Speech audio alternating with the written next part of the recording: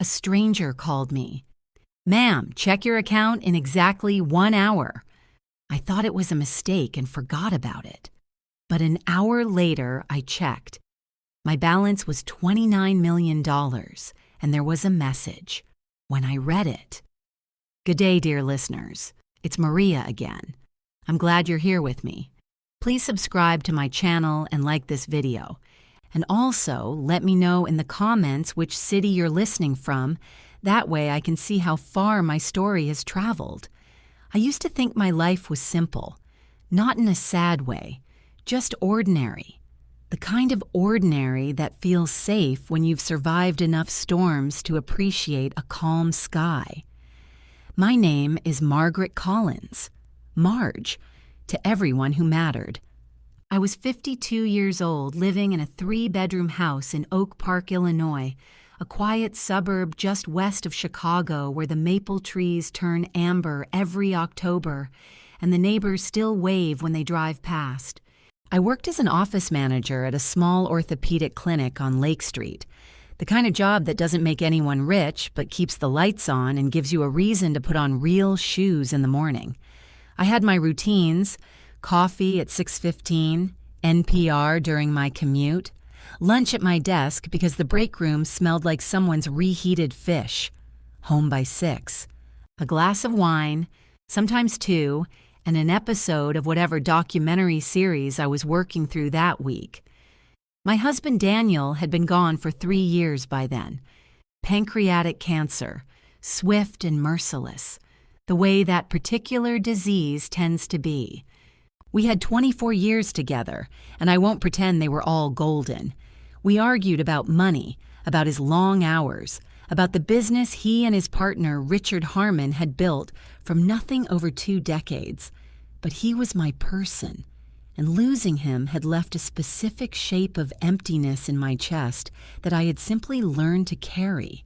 Daniel had co-founded Harmon Collins Logistics, a mid-sized freight brokerage based in the River North neighborhood of Chicago.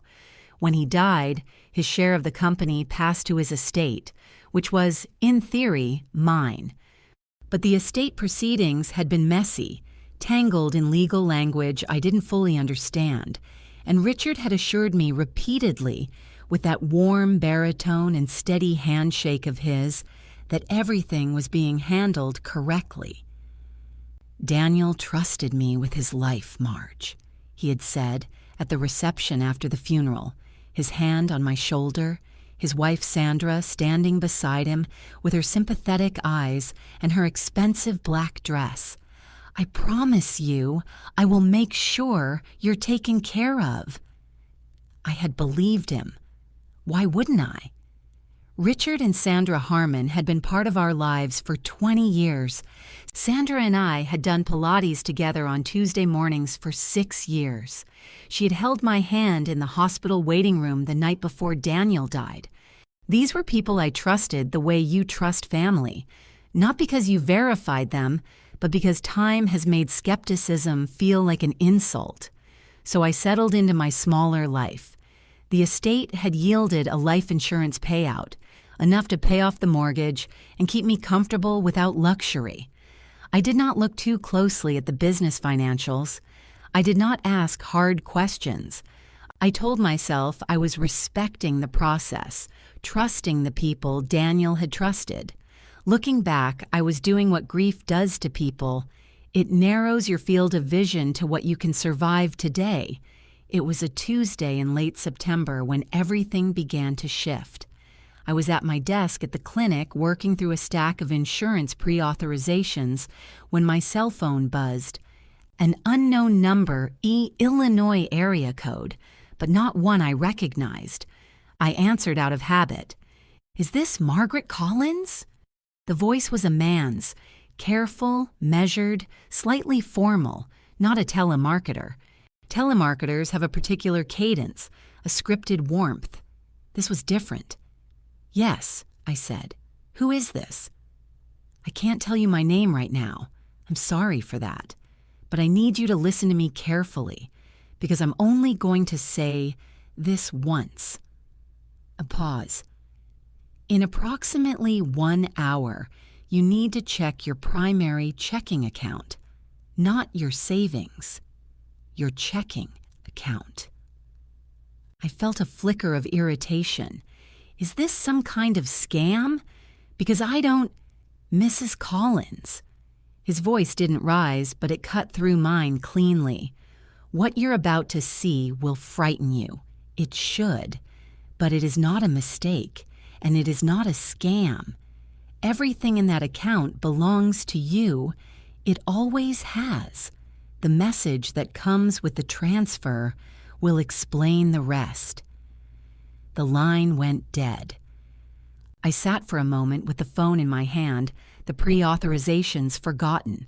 My first instinct was dismissal. Some phishing attempt, a wrong number, a confused elderly caller. I set the phone face down and went back to work. But the call stayed with me, the way an unexpected sound stays with you in a quiet house. There had been no desperation in his voice, no urgency designed to panic me into action. Just that strange, flat certainty. In approximately 1 hour. Who says something like that? I tried to focus. I managed another 40 minutes of work before I gave up and reached for my phone again. Not because I believed anything would be there, just to confirm that nothing was.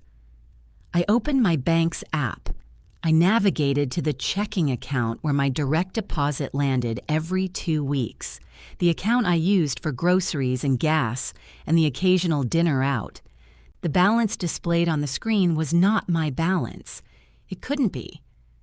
I stared at the number for so long that the screen dimmed and locked itself. I unlocked it and stared again. $29,341.16. And below the transaction entry, where a memo line sometimes appears, a message. 4 lines of text that would change every single thing about my life from that moment forward. My hands were trembling. I read it twice. Then I walked to the clinic's single-stall bathroom, locked the door, and stood over the sink until I stopped shaking enough to read it a 3rd time. When I finally looked up at my reflection in the mirror above the faucet, I barely recognized the woman looking back at me. She looked like someone who had just understood that the last 3 years of her life had been built on a lie. I called in sick for the rest of the day. I told the front desk coordinator I had a migraine, which wasn't entirely a lie, because by the time I reached my car in the parking lot, my head was pounding with the specific, nauseating pressure that comes from shock absorbed too quickly by a body not prepared for it. I sat in the parking lot for 22 minutes before I could drive. The message on my account had been brief. That was perhaps the most unnerving thing about it. Not its length, but its precision. It read, "Mrs. Collins, the funds in this account represent your legal share of the net proceeds from Harmon Collins Logistics, recovered from an offshore account structure established by Richard Harmon beginning in 2019, 1 year before your husband's diagnosis. Daniel discovered the diversion 6 weeks before his death. He attempted to address it through internal channels and was prevented from doing so. Everything you need is in a safe deposit box at the First Midwest Bank branch on Madison Street, Oak Park, box number 1147. The key was mailed to you this morning. You are not alone. A friend." I read those words so many times over the following hours that they stopped looking like sentences and became shapes. I drove home on autopilot, sat at my kitchen table, and read them again. Let me tell you what it feels like to have a 24-year marriage re-examined in a single afternoon. It is not dramatic, the way you might imagine. There is no explosion of feeling. There is instead a kind of cold, methodical inventory. Moments retrieving themselves from memory and presenting themselves for re-inspection under a new and brutal light. Daniel in the hospital 3 weeks before the end, reaching for my hand and saying, "Marge, I need to tell you something about Richard," and me shushing him gently, squeezing his fingers, saying, "Rest, we'll talk later." We never talked later. I had assumed it was the morphine, the fear, the need of a dying man to unburden himself of some minor workplace grievance that felt enormous in his diminished world. Now I sat in my kitchen and understood that my husband had tried to tell me something that mattered, and I had hushed him, and then he was gone. The grief and the guilt arrived together. I gave myself an hour with them. I made tea I didn't drink, stared at the backyard where Daniel's bird feeders still hung, and let myself feel the full weight of what I was beginning to understand. Then I put it away. Not permanently. Grief doesn't work that way. But into a drawer I could close for now, because something else had taken root underneath the sorrow, something harder and quieter. Anger has a specific temperature when it matures. It's not hot. It runs cold and very, very still. Over the next 2 days, I did not call Richard. I did not call Sandra. I did not mention the call, the money, or the message to anyone. Instead, I began to think. The first thing I needed was to understand the full shape of what had been done to me. And for that, I needed someone I could trust. Someone with no connection to Richard Harmon, to the logistics company, to any of the social fabric we had all shared for 2 decades. I searched online for estate and financial fraud attorneys in Chicago, not the firms whose ads appeared at the top of the results. I had enough common sense left to be skeptical of the loudest voices. I went deeper, reading reviews, looking at bar association profiles, cross-referencing names. I settled on a woman named Patricia Wren, a partner at a mid-sized firm in the Loop who specialized in estate litigation and financial fraud. Her client reviews described her as methodical, unsentimental, and relentless. Those were exactly the qualities I needed.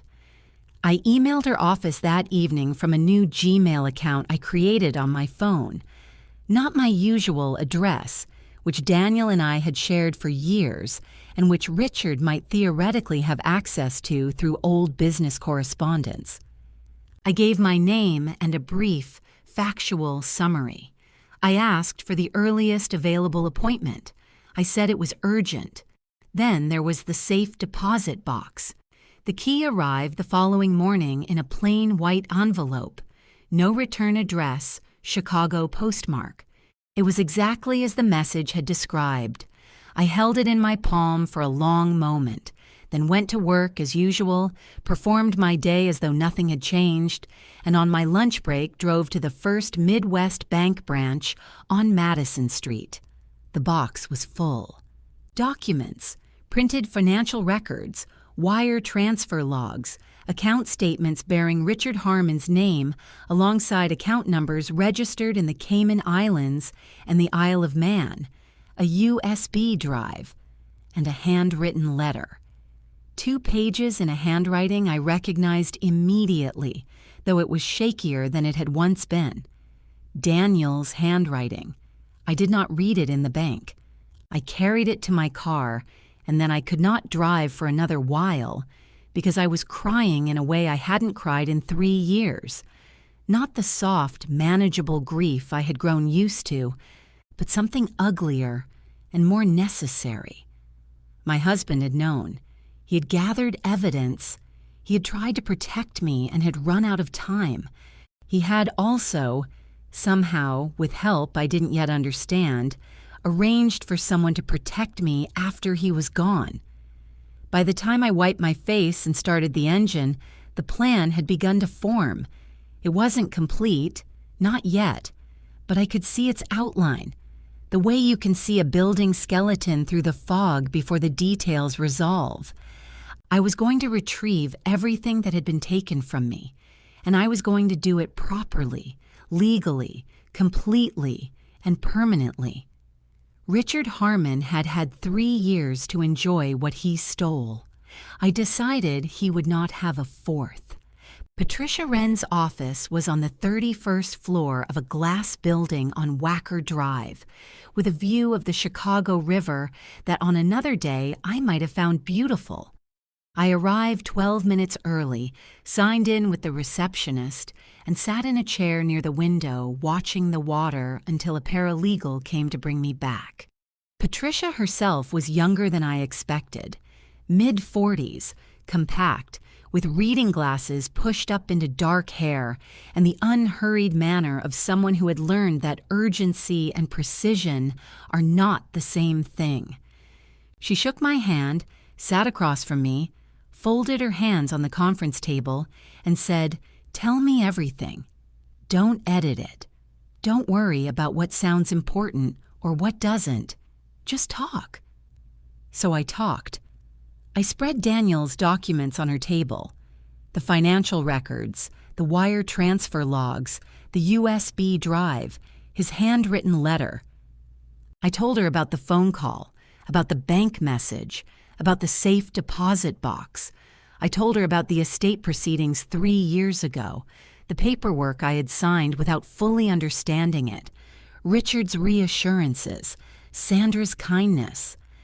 I watched Patricia's expression as I spoke. It remained still and attentive, which told me more than sympathy would have. This was a woman who saved her reactions for when they were useful. When I finished, she was quiet for a moment. Then she said, "Do you know what a fraudulent transfer is, Mrs. Collins?" "Generally." "Specifically, what you're describing, if these documents are authentic, and I'll need our forensic accountant to verify that, is a systematic diversion of partnership assets over a period of approximately 4 to 5 years, structured through offshore entities to obscure the origin and destination of funds. That is not a civil dispute. That is wire fraud, potentially tax fraud, possibly money laundering depending on how those accounts were used." She paused. "This is a federal matter." "I understand." "Do you also understand that filing this complaint will almost certainly destroy your relationship with Richard and Sandra Harmon completely and permanently?" I met her eyes. "They destroyed it first. I'm just the one who found out." She held my gaze a moment, then nodded once. The nod of a woman who respects directness. "All right, here's what we're going to do." The next 10 days were the most compartmentalized of my life. Outwardly, nothing changed. I went to work. I stopped at the grocery store. I texted Sandra back when she messaged to ask if I wanted to get coffee. I said I'd been dealing with a minor health issue, nothing serious, maybe next week. The lie came easily, and I noted without pleasure how easy lying becomes when you've learned you've been lied to for years. Underneath the surface, Patricia's firm was moving. The forensic accountant, a quiet, bearded man named Howard Gill, who communicated almost entirely in bullet points, confirmed within 5 days that the documents were authentic. The offshore accounts were real. The transfer histories matched records that could be subpoenaed. The wire fraud was extensive, carefully structured, and critically traceable. But the most significant development came from the USB drive. Daniel had been more thorough than I had known. The drive contained 4 years of saved email correspondence between Richard Harmon and a financial consultant in Zurich named Klaus Berger. Emails documenting, in plain and specific language, the mechanism by which Harmon Collins partnership profits were being diverted. There were spreadsheets, projections, account routing instructions. There was even a single email dated 6 weeks before Daniel died, in which Richard wrote to Berger, "D has found the discrepancies in the Q3 reports. Manage the documentation on your end. Nothing changes on the timeline. D. Daniel." My husband had found the discrepancies, and Richard had responded not by addressing them, but by telling his co-conspirator to hide the evidence more carefully. Patricia set the USB drive down after Howard's report and looked at me steadily. "This is sufficient for a federal referral. Do you want to proceed?" "Yes. Once we do this, there's no pulling back. The FBI's Financial Crimes Division will open an investigation. Asset freezes may follow quickly, within days. Richard Harmon will know something has happened, even if he doesn't know exactly what, and he will react." "I know. And you're prepared for that?" The question hung in the clean, air-conditioned air of the conference room. I thought about my husband lying in a hospital bed, trying to tell me something important, and me hushing him. I thought about Sandra Harmon holding my hand in the waiting room with her sympathetic eyes. I thought about the 3 years I had spent in my smaller, quieter life, believing I had been left the modest remnants of a good marriage. "Yes," I said. "I'm prepared." We filed the federal complaint on a Thursday morning. By Friday afternoon, Patricia received a call from an FBI special agent named Thomas Reyes, who had been assigned to the case. He had already reviewed the preliminary documentation. "Tell your client," he said, "that she's not the only person who's been looking at Richard Harmon." I didn't understand what that meant until 2 weeks later. But standing in Patricia's office that Friday, I felt something I hadn't felt in 3 years. I felt like a person with a future. Agent Reyes moved faster than I had anticipated. Within 72 hours of our filing, federal subpoenas went out to 3 financial institutions, including the offshore correspondent bank, through which the Cayman accounts cleared. A parallel subpoena was issued to Harmon Collins Logistics for all partnership financial records, going back to 2018. Patricia told me the speed was unusual, and that it confirmed Agent Reyes's earlier comment. The FBI had already been looking at Richard Harmon for something else. We had handed them the piece they needed. I learned this on a Monday morning. By Monday evening, Richard Harmon knew something was happening. He called me at 7:14 p.m. I was in my kitchen, reheating soup, and I watched his name light up on my phone screen for a long moment before I answered. Patricia had advised me that I could speak with him, but to say nothing specific, commit to nothing, and record the call, which Illinois law permitted me to do as a party to the conversation. "Marge." His voice had that warmth in it.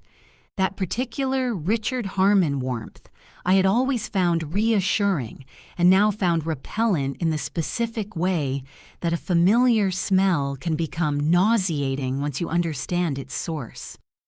"How are you? I've been thinking about you." "I'm fine, Richard. Busy." A beat.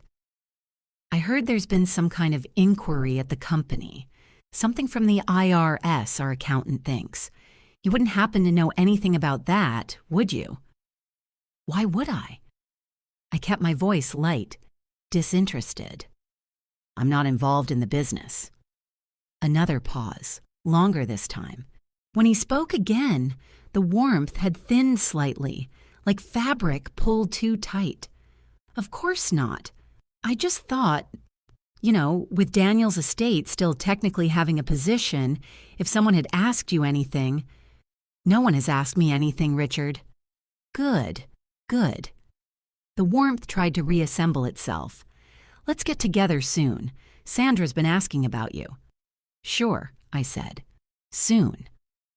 I hung up and sat with the recorded call on my phone and my soup going cold on the stove.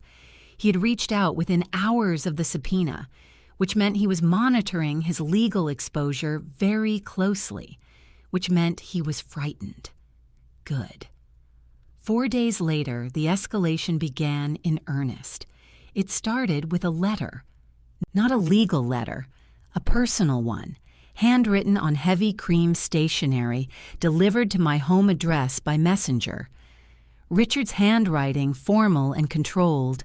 "Margaret, I've been told there is a complaint involving our company in which your name appears. I want to believe this is a misunderstanding, that someone has taken advantage of your grief to mislead you into actions you don't fully understand. Whatever you think you've been told, I urge you to speak with me before this goes further.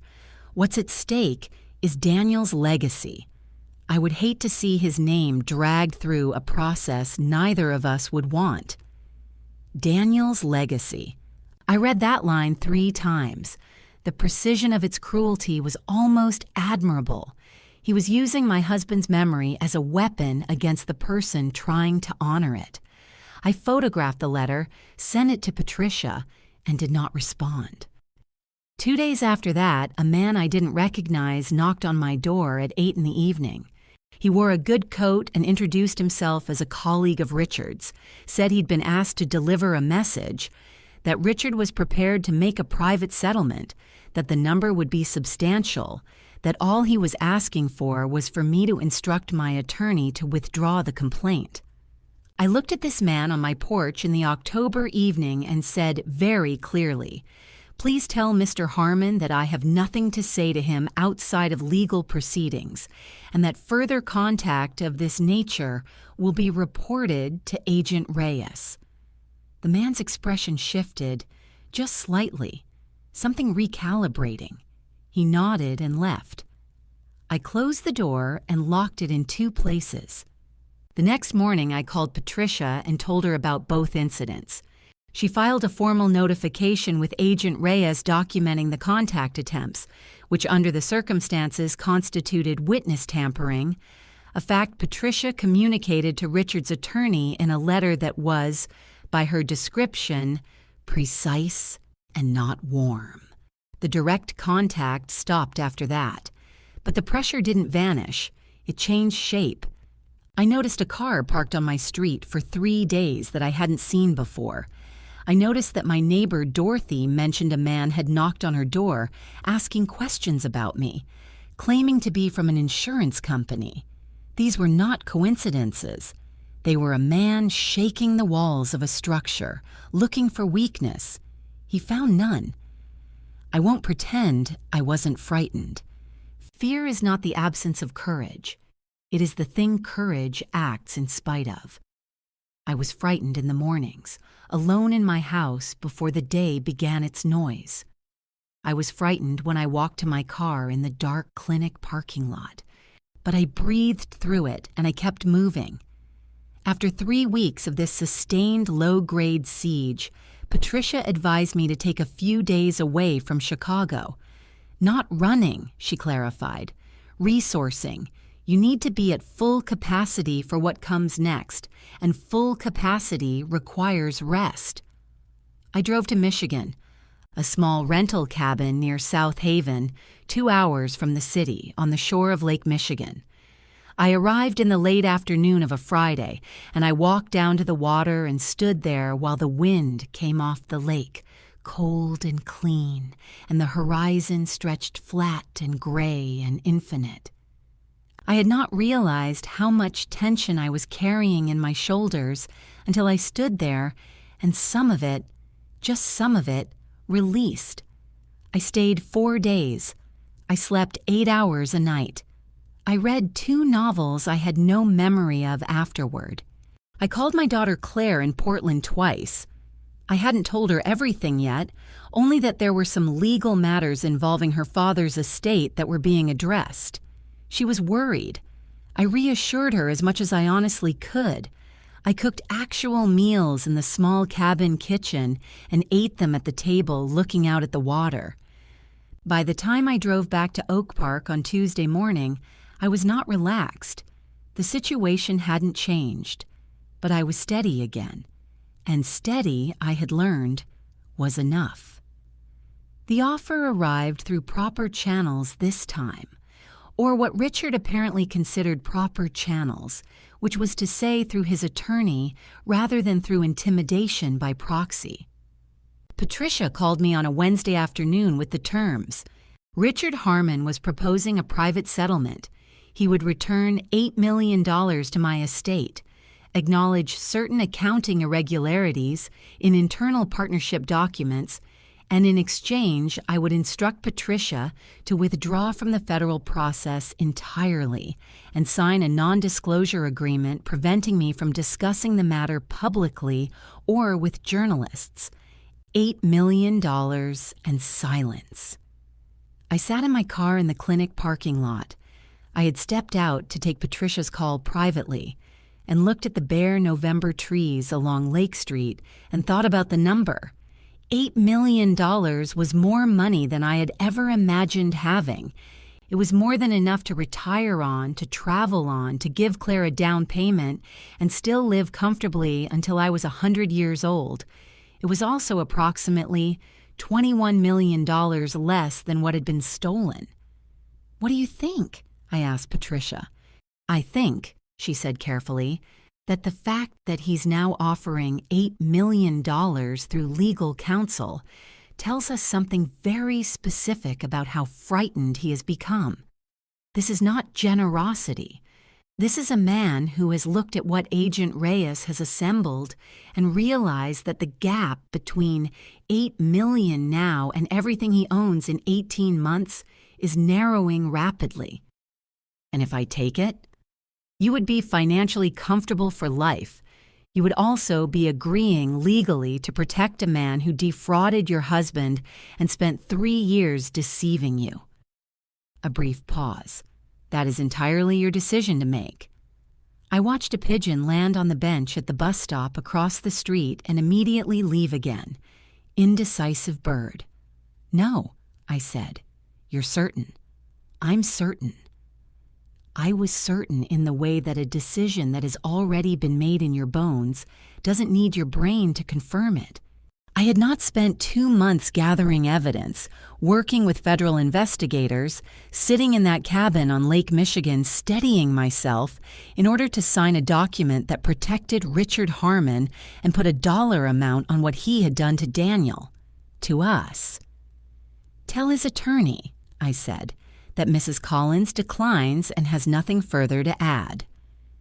Patricia's voice carried the particular neutrality of a professional suppressing satisfaction. Noted. I hung up and sat in the parking lot for another moment. The cold had come fully to Chicago by then, the sky the flat pewter color it wears from November to March, the kind of sky that doesn't apologize for itself. I found I didn't mind it. What I needed now, Patricia had said this gently but clearly after the settlement refusal, was to stop being alone in this. Not legally. Legally, I had the best advocate I could have found. But personally, a case like this, sustained over months with this level of pressure, required a support structure that Patricia's law firm could not provide. I thought about who I could tell. My social world had contracted significantly after Daniel died, and a meaningful portion of what remained of it had been the Harmons and their circle. Sandra and I had shared friends, the Pilates group, the couples we'd known for years, the neighborhood dinner parties, people who would now need to choose, consciously or not, which version of events to believe. I was not naive about that, but there was Dorothy. My neighbor, Dorothy Kaminsky, 71, retired elementary school teacher, widowed 8 years ago, who had appeared on my doorstep the week after Daniel's funeral with a covered dish and the specific no-nonsense compassion of a woman who had learned, over a long life, the difference between helping and hovering. Dorothy, who had noticed the strange man claiming to be from an insurance company and had come straight to my door to tell me about it, already suspicious. I knocked on Dorothy's door that evening. I told her everything, not the legal specifics. Those were protected, but the human truth of it, that I had discovered my husband had been betrayed by his closest business partner, that I was taking legal action, that I was frightened sometimes and certain other times, and that it helped, more than I could articulate, to not be carrying it entirely alone. Dorothy listened with her hands folded in her lap and her gray eyes steady. When I finished, She was quiet for a moment. "Daniel always said Richard Harmon talked too much about loyalty," she said finally. "He told me that once, at your 4th of July party maybe 6 years ago. He said, 'Dorothy, in my experience, the men who talk most about loyalty are usually working on their exit strategy.'" She paused. "I should have paid more attention to that." I hadn't known Daniel had said that. I felt the familiar ambush of missing him. "You're not alone," Dorothy said. "You've never been as alone as you thought you were." She made tea. We sat at her kitchen table for 2 hours. She had been a union grievance representative for 12 years before she became a teacher, and she understood something about institutional opposition and how to stand in it. She did not offer me advice I hadn't asked for. She asked good questions. She made me laugh twice, which I had not expected. When I walked back across the dark front yards to my own porch, I felt something I could only describe as grounded, not safe. The situation wasn't safe, not resolved. It was far from resolved, but held. The way you feel held when someone you trust knows where you are. I went inside, made a note in the journal I'd been keeping about the case, and went to sleep earlier than I had in weeks. They came on a Saturday afternoon in early December, 11 days after I had declined the settlement offer. I was raking the last of the season's leaves from the front yard when the car pulled up. Richard's silver BMW, the one he had driven for as long as I could remember. He got out first wearing a cashmere coat.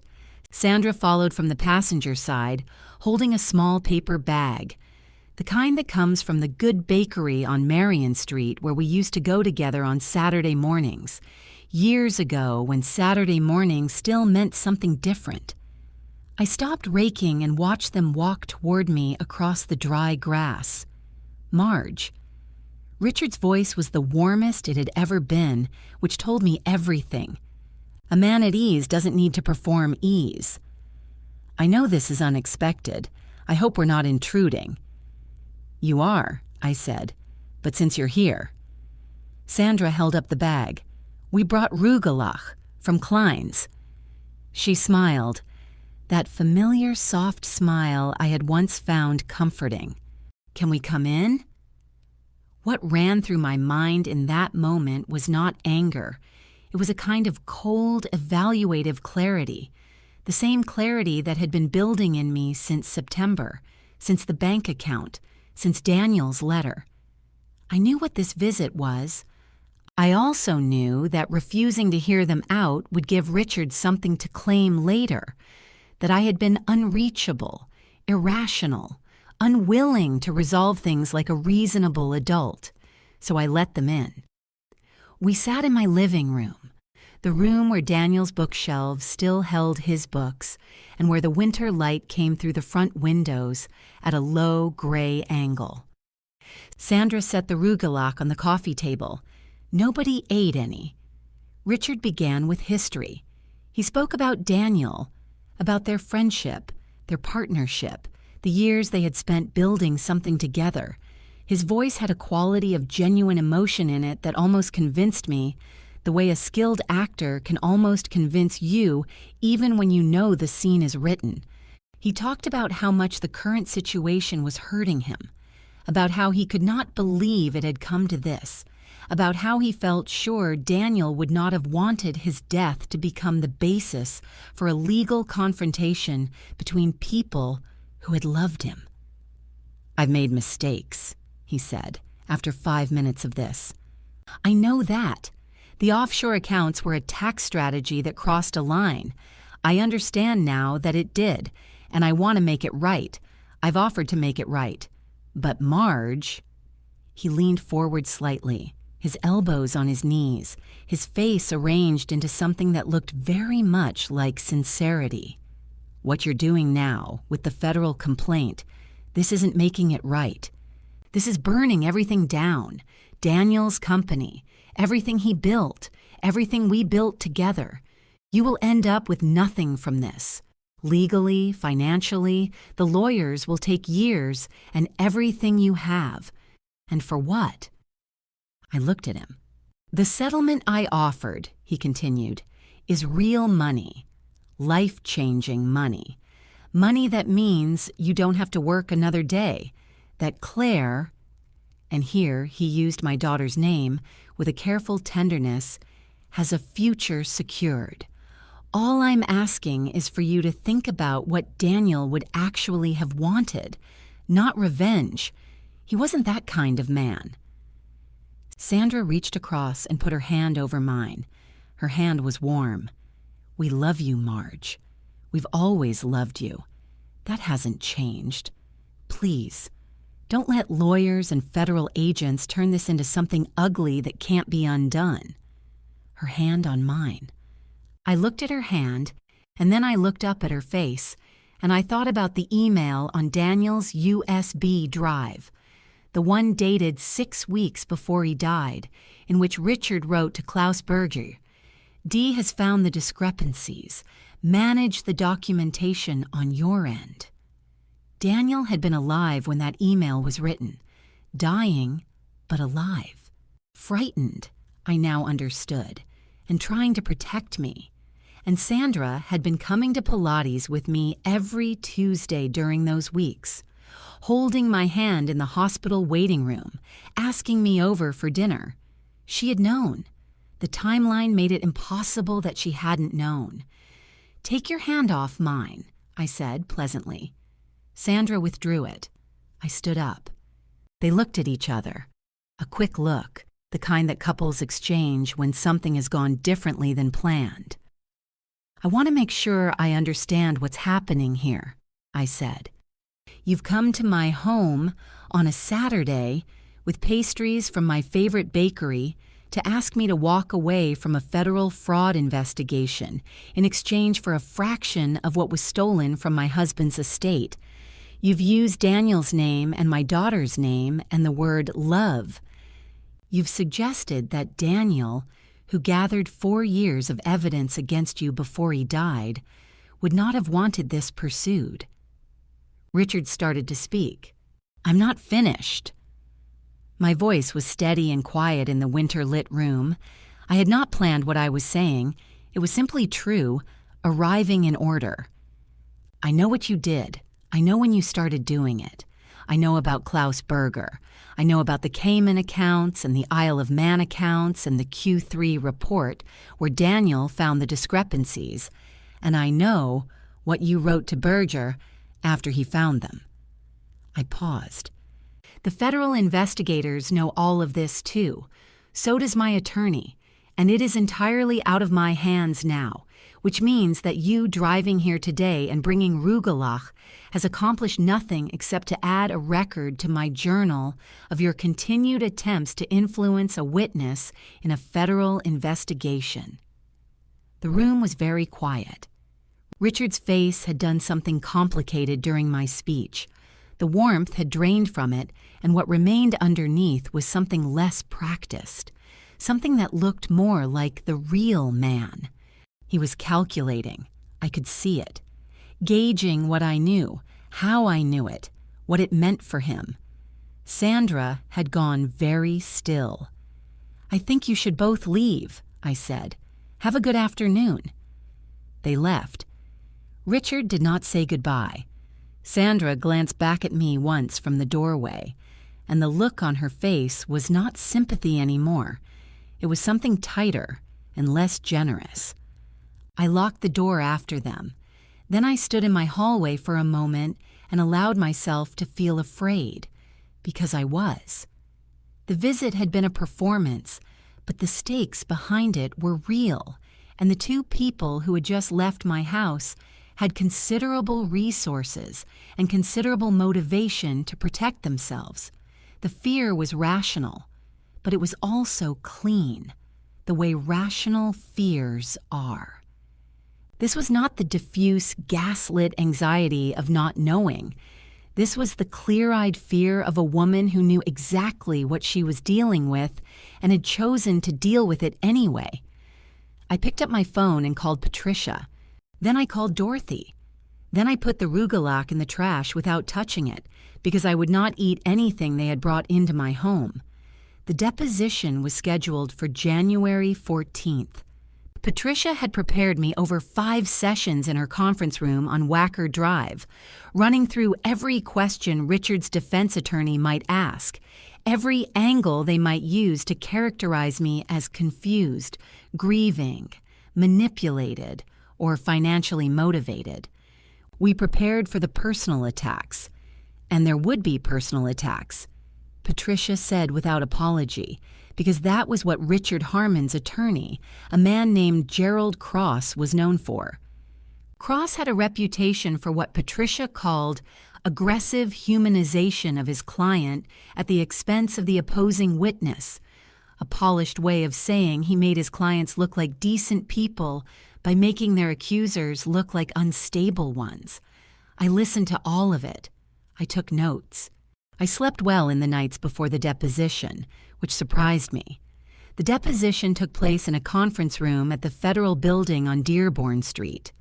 Present were Agent Reyes, a federal prosecutor named Simone Atwood, who had formally charged the case 3 weeks earlier, Patricia, Cross, Richard Harmon, and a court reporter. Sandra had been deposed separately the previous week. I would learn later what Sandra had said.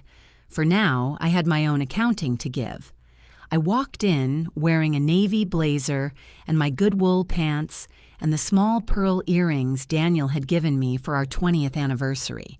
I sat down and folded my hands on the table and waited. Cross began with sympathy. His opening posture was always sympathy, Patricia had warned me. He expressed condolences for my loss. He noted that grief was a powerful force and could make a person vulnerable to suggestion. He asked about the phone call that had initiated everything, the unknown caller who had told me to check my bank account, and subtly framed it as the act of someone exploiting a widow. Who was this person, Mrs. Collins? Do you know? I don't know his name. And you simply believed him? A stranger who called with no identification? I didn't believe or disbelieve him. I checked my account. Because a stranger told you to. Because it cost me nothing to check. I paused.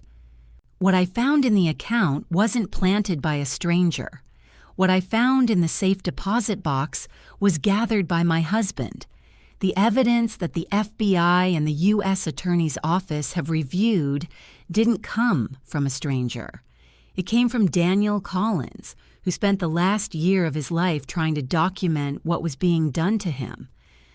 Cross shifted direction, as Patricia had predicted he would when a line wasn't working.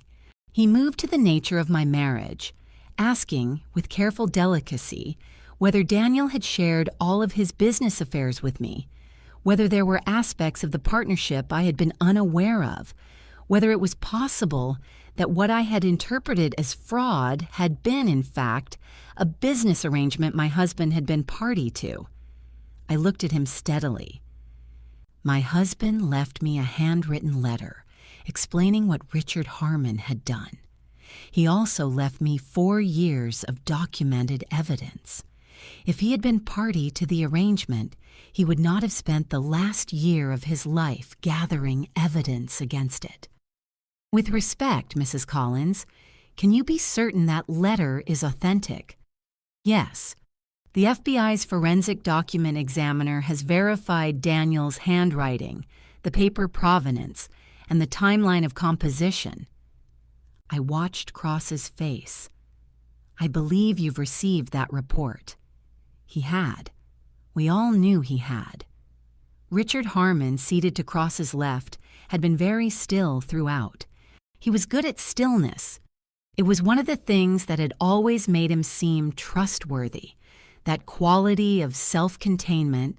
But as the deposition continued and Cross's lines of attack were met, one by one, with documented, verified, corroborated fact, I watched the stillness begin to cost him something. A small muscle near his jaw worked intermittently. He took his water glass and set it down more firmly than necessary. The moment I had been waiting for, not anticipating with pleasure but knowing would come, arrived 2 hours in. Prosecutor Atwood asked to enter an exhibit, a series of emails recovered by the FBI through the Zurich subpoena, correspondence between Richard Harmon and Klaus Berger that included not only the financial routing instructions, but 3 messages in which Richard explicitly discussed Daniel's deteriorating health in relation to the business timeline. One message dated 11 months before Daniel's death read, D.S prognosis is unfavorable. His wife has no business background. The restructuring can proceed on the revised schedule. Cross objected. Atwood overruled him through proper procedure. The emails were entered. Richard's stillness broke. "This is taken completely out of context," he said. His voice had lost its warmth and its control simultaneously, and what came out was something rawer, defensive and frightened, which in a man like Richard Harmon read under pressure as aggression. "Daniel and I discussed everything. He knew about the offshore strategy." "Mr. Harmon," Cross said quietly, a warning. "No, this characterization of my character, of our friendship." He was speaking too fast now, the careful architecture of his self-presentation developing visible cracks. "I built that company with Daniel Collins for 22 years. 22 years. And now his wife sits here with her federal complaint and her—" "Mr. Harmon." Cross's hand went to his client's arm. Richard stopped. He was breathing visibly. The court reporter's fingers had not paused. I looked at Richard Harmon across the table, this man who had visited my house with pastries and invoked my daughter's name and used Daniel's memory like a lever, and I felt nothing grandiose, no triumph, no satisfaction of the cinematic kind, just the quiet, clear recognition of a thing being exactly what it was. I had told the truth. The evidence had told the truth. And the truth, it turned out, was patient. It had been waiting 3 years. It could wait through a deposition. The federal indictment came down on a Thursday morning in March. Patricia called at 7:45 a.m. I put my coffee down when she said his name. Richard Harmon was indicted on 7 counts: wire fraud, money laundering, obstruction of justice, and 3 counts of tax evasion. Sandra was named as co-conspirator. She had helped suppress documents Daniel had flagged in emails sent to Richard's Zurich contact after his death. She had known. She had helped.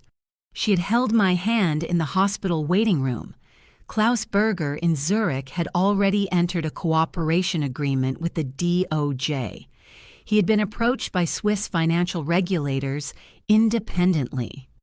We had not been the only people watching Richard Harmon's money.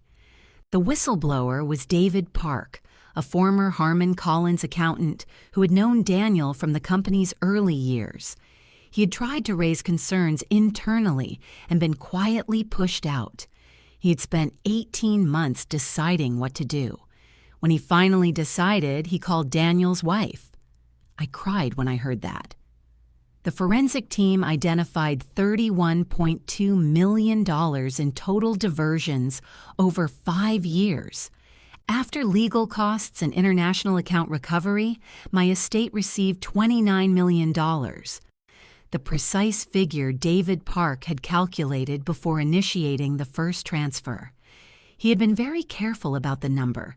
Patricia's assessment: retain a wealth management firm, update the estate planning, and know that restitution would require Harmon to make additional payments as assets were liquidated.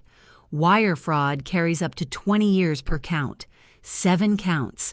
No cooperation agreement. Berger had cooperated. Richard had not. That distinction matters enormously to federal judges. Richard was sentenced in November.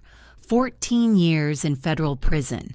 Sandra received 3 years probation and $400,000 in fines, and testified against her husband in a voice almost inaudible while he stared at the wall.